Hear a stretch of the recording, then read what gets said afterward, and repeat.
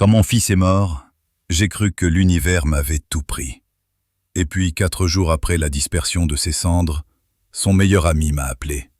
« Monsieur Fontaine, j'ai trouvé une clé USB cachée dans l'atelier d'Antoine.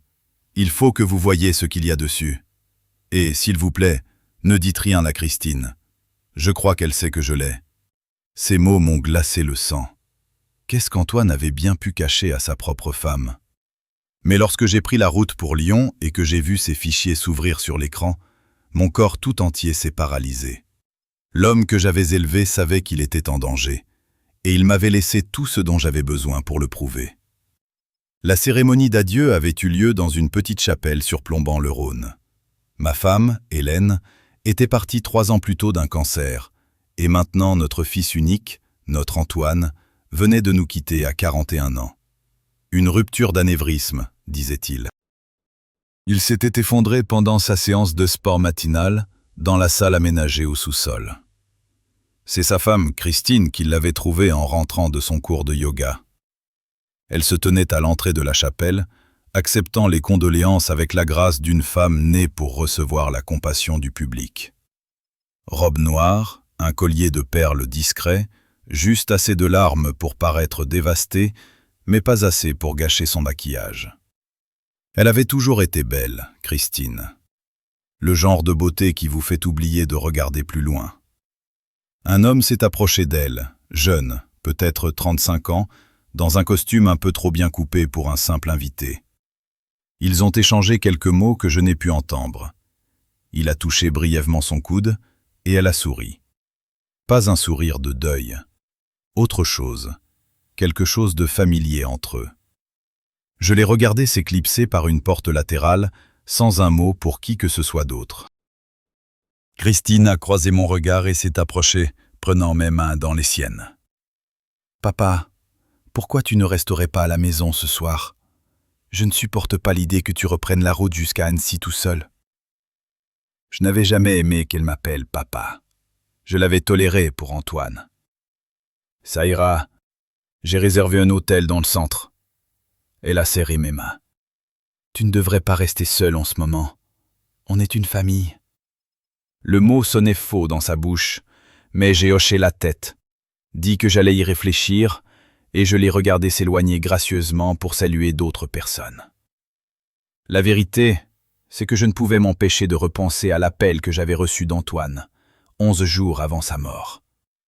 Il était presque minuit, ce qui était inhabituel. Antoine était très discipliné sur son sommeil, sa routine. « Papa, il faut que je te demande quelque chose. » « S'il m'arrivait quoi que ce soit, est-ce que tu me promets de veiller sur mes affaires, de t'assurer que tout soit géré correctement ?» J'en avais ri. « Tu as 41 ans, rien ne va t'arriver.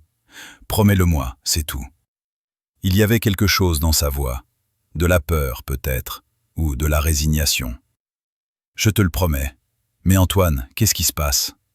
Je ne peux pas en parler maintenant. Je t'expliquerai tout quand on se verra à Noël. » Noël était dans 3 semaines. Antoine n'a jamais vu ce Noël. Ma chambre d'hôtel me faisait l'effet d'une cellule. Assis près de la fenêtre, je regardais les lumières de la ville se brouiller à travers mes larmes, me souvenant du garçon qui m'aidait à construire des nichoirs dans le garage, qui appelait chaque dimanche soir sans faute, qui avait eu peur de quelque chose et ne m'avait rien dit. Mon téléphone a vibré. Un SMS d'un numéro inconnu. « Monsieur Fontaine, c'est Daniel Martin, un ami d'Antoine de l'université. » J'étais son associé au cabinet. « J'ai besoin de vous parler de toute urgence. Pouvons-nous nous voir demain matin? S'il vous plaît, ne mentionnez rien à Christine. Daniel. » Je me souvenais qu'Antoine m'avait parlé de lui. Ils avaient monté ensemble un cabinet de conseil en ingénierie 5 ans plus tôt, spécialisé dans les études d'impact environnemental. Antoine en disait le plus grand bien. J'ai répondu pour convenir d'un lieu et d'une heure. Nous nous sommes retrouvés dans un café de la Croix-Rousse, loin de tout endroit où Christine aurait pu se rendre. Daniel était un homme grand, avec des yeux bienveillants et des mains qui ne tenaient pas en place, ajustant sans cesse sa tasse, sa serviette, son téléphone. « Merci d'être venu, monsieur Fontaine. Appelez-moi Robert. » Il a hoché la tête, mais sans oser utiliser mon prénom. « J'ai trouvé quelque chose il y a 3 jours. Antoine m'avait donné une clé de son atelier l'année dernière en me disant que je pouvais utiliser ces outils quand j'en avais besoin. Après la cérémonie, j'y suis allé pour, je ne sais pas, pour me sentir proche de lui, je suppose. Il a sorti une petite clé USB de sa poche. Elle était cachée à l'intérieur d'un livre évidé sur son étagère. L'étranger de Camus, son livre préféré. Qu'est-ce qu'il y a dessus? Le visage de Daniel s'est assombri. Tout. Des relevés bancaires, des emails, des photos, des enregistrements. Antoine a tout documenté. Il a ouvert son ordinateur portable et inséré la clé. Des dizaines de dossiers sont apparus à l'écran. Alors qu'il cliquait dessus, mes mains se sont mises à trembler. Christine vidait systématiquement leur compte joint depuis 18 mois. Les virements étaient habiles, déguisés en notes de frais, en dons à des œuvres de charité, en paiement à des fournisseurs fictifs. Le total dépassait les 750 000 €.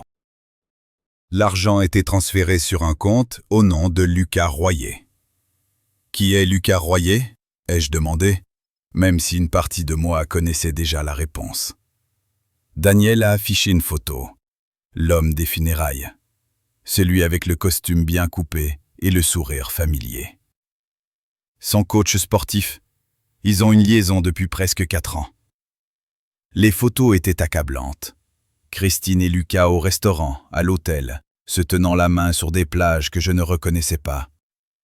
Les dates correspondaient aux périodes où Antoine était en déplacement professionnel, confiant que sa femme l'attendait à la maison. Mais ce n'était pas le pire. Daniel a ouvert un document, une lettre qu'Antoine avait écrite, datée de 2 semaines avant sa mort. « Papa, si tu lis ceci, c'est que quelque chose m'est arrivé, et j'ai besoin que tu connaisses la vérité. J'ai découvert la liaison de Christine il y a 8 mois.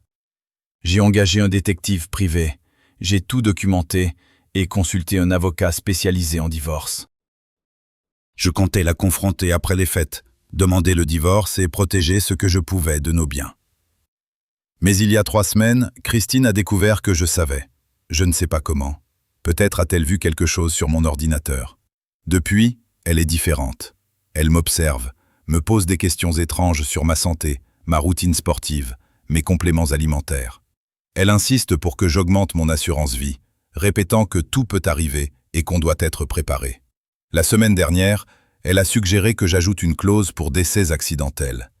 J'ai changé le bénéficiaire de mon contrat pour te désigner, toi, il y a 2 jours. Elle ne le sait pas encore. Papa, je suis peut-être paranoïaque, je l'espère. Mais s'il m'arrive quelque chose qui semble naturel ou accidentel, s'il te plaît, ne l'accepte pas sans vérifier. S'il te plaît, creuse plus loin. Tu as passé 30 ans à enquêter pour la gendarmerie. Tu sais comment trouver la vérité. Je t'aime. Je suis désolé de ne rien t'avoir dit plus tôt. J'avais honte. Je pensais pouvoir gérer ça tout seul. Ton fils, Antoine. J'ai lu la lettre 4 fois. Mon garçon si fort, si compétent, si fier, avait craint pour sa vie et ne me l'avait pas dit avant qu'il ne soit trop tard. Daniel pleurait en silence. J'aurais dû voir que quelque chose n'allait pas. Il semblait stressé ces derniers mois, mais je pensais que c'était juste la pression du travail. Je n'aurais jamais imaginé. J'ai regardé la date sur la lettre d'Antoine. 28 novembre. Il était mort le 9 décembre. Cet après-midi-là, je me suis rendu au commissariat central de Lyon avec la clé USB et tous les documents. On m'a orienté vers la commissaire Sarah Le Goff, une femme d'une 50aine d'années, au regard perçant et à l'attitude patiente. Elle a écouté sans m'interrompre pendant que je lui exposais toute l'histoire. « Monsieur Fontaine, dit-elle prudemment quand j'eus fini, je comprends vos inquiétudes, mais le décès de votre fils a été examiné avec soin. Le médecin légiste n'a trouvé aucun signe de traumatisme, aucune indication de l'intervention d'un tiers. Les ruptures d'anévrisme peuvent survenir soudainement, même chez des individus en parfaite santé. Mon fils était en parfaite santé. Il courait des marathons. Il avait fait un bilan complet il y a 6 mois avec des résultats parfaits. Aucun antécédent familial d'anévrisme, d'un côté comme de l'autre. Commissaire, mon fils a écrit une lettre disant qu'il craignait pour sa vie. Sa femme le volait, avait une liaison et le poussait à augmenter son assurance vie. Il est mort 12 jours après avoir écrit cette lettre. Elle a de nouveau regardé les documents. Cela montre une malversation financière et une infidélité. C'est significatif, mais ça ne prouve pas un meurtre. Sans preuve de la manière dont quelqu'un aurait pu provoquer une rupture d'anévrisme, elle écarta les mains dans un geste d'impuissance. J'ai quitté le commissariat en comprenant que personne ne m'aiderait. Pas encore, pas sans plus d'éléments. Mais j'avais passé 32 ans dans la gendarmerie, les 20 dernières années dans la police scientifique. J'avais analysé des scènes de crimes de Marseille à Lille, témoigné dans des dizaines de procès, aidé à faire condamner des meurtriers qui pensaient avoir commis le crime parfait. Si quelqu'un pouvait découvrir la vérité sur ce qui était arrivé à mon fils, c'était bien moi. Je suis retourné chez Christine ce soir-là. J'ai accepté son offre de rester dans la chambre d'amis et j'ai commencé à jouer un rôle que je n'aurais jamais imaginé, celui du beau-père endeuillé et crédule qui ne se doutait de rien. Le soir, pendant que Christine dormait, je fouillais la maison. Le bureau d'Antoine avait été vidé, son ordinateur formaté, ses dossiers passés à la déchiqueteuse. Mais Christine n'était pas aussi méticuleuse qu'elle le croyait. Au sous-sol, derrière la chaudière, j'ai trouvé un petit sac en plastique contenant 2 flacons de médicaments. Les étiquettes avaient été arrachées, mais l'un des flacons contenait encore un léger résidu. J'ai prélevé un échantillon avec soin, en le plaçant sous scellé, un réflexe de mes décennies de service. Dans la boîte à gants de sa voiture, cachée sous le manuel du propriétaire, j'ai trouvé des reçus d'une pharmacie de Bourg-en-Bresse, à près de 100 km de là. Les achats avaient été réglés en espèces, mais les dates coïncidaient avec les semaines précédant la mort d'Antoine. Les articles achetés, du chlorure de potassium en solution, de qualité médicale, à haute concentration. Mon esprit de criminaliste a assemblé les pièces. Le chlorure de potassium administré par voie intraveineuse pouvait provoquer un arrêt cardiaque susceptible d'être diagnostiqué à tort comme une cause naturelle. Si le produit était injecté pendant que la victime dormait ou était inconsciente, il laisserait des traces minimes, à moins d'être spécifiquement recherché. Antoine s'entraînait au sous-sol tous les matins à 5h30, avant que Christine ne soit réveillée, ou supposée l'être. Et si elle avait été réveillée, attendant, guettant le bon moment? J'avais besoin des rapports toxicologiques. En tant que plus proche parent et exécuteur testamentaire, j'avais l'autorité légale pour demander des analyses supplémentaires. Des échantillons de tissu avaient été conservés avant la crémation. J'ai contacté un laboratoire de police scientifique privé à Paris, leur ai expliqué ce dont j'avais besoin et j'ai fait le nécessaire pour que les échantillons soient analysés. Puis, j'ai attendu. L'attente était une agonie. Un soir, Christine m'a préparé une tisane. « Tu as l'air si fatigué ces derniers temps, papa. Ce mélange de plantes aide à dormir. » Je l'ai remerciée, j'ai porté la tasse à mes lèvres et j'ai fait semblant de boire pendant qu'elle me regardait. Dès qu'elle a tourné le dos, j'ai tout versé dans une plante en pot. Le lendemain matin, la plante était morte. Les résultats du laboratoire sont arrivés 3 semaines plus tard. Le rapport confirmait des niveaux élevés de chlorure de potassium, incompatibles avec une occurrence naturelle, ainsi que des preuves microscopiques d'un site d'injection dans les tissus près du bras gauche d'Antoine. Mon fils avait été assassiné, empoisonné dans sa propre maison par la femme qui avait juré de l'aimer. J'ai immédiatement contacté la commissaire Le Goff. Cette fois, j'ai tout apporté. Les relevés bancaires, les photos, les reçus de la pharmacie, le résidu du sous-sol, la lettre d'Antoine et surtout, les résultats toxicologiques. La commissaire lut chaque document avec une intensité croissante. « Monsieur Fontaine, je rouvre cette enquête pour homicide. Tout ce que vous avez rassemblé sera versé au dossier. Combien de temps ? Quelques semaines. Votre fils mérite que justice soit faite correctement. » 2 semaines plus tard, j'étais de retour chez Christine, officiellement pour discuter de la succession d'Antoine. Le véritable but était de l'occuper pendant que la police exécutait des mandats de perquisition à son domicile, dans l'appartement de Lucas Royer et à la pharmacie de Bourg-en-Bresse. Mon téléphone a vibré. Un SMS de la commissaire Le Goff. Mandat exécuté. Avons trouvé le reste du chlorure de potassium caché chez Royer, ainsi que des emails détaillant le plan. Les 2 suspects sont en cours d'arrestation. Le téléphone de Christine a sonné. Elle a froncé les sourcils, s'est excusée. Je l'ai entendue, la voix montant depuis la pièce voisine. « Comment ça, ils sont chez Lucas ?» « Qu'est-ce qu'ils cherchent ?» Elle est revenue dans le salon, le visage livide, le masque enfin fissuré. « Papa, je dois... » Un imprévu. On peut reprendre cette discussion une autre fois ? Alors que je marchais vers ma voiture, 2 véhicules de police banalisés se sont garés dans l'allée. La commissaire Le Goff est sortie de l'un d'eux. « Christine Fontaine, je vous arrête pour le meurtre d'Antoine Fontaine. » Je les ai regardés lui passer les menottes dans l'allée de la maison que mon fils avait achetée, meublée, et où il était mort. Elle m'a regardé tandis qu'on l'emmenait, et enfin son visage a montré quelque chose de vrai. De la fureur, de la haine, et la certitude d'avoir été démasquée par le beau-père qu'elle avait pris pour un vieil homme inoffensif. Le procès a commencé en septembre. J'y ai assisté chaque jour, assis au premier rang.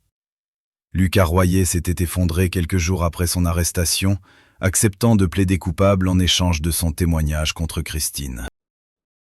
Il a décrit comment elle lui avait soufflé l'idée, comment ils avaient tout planifié pendant des mois, comment elle s'était entraînée à injecter du sérum physiologique dans des oranges jusqu'à être sûre de pouvoir le faire sans réveiller Antoine.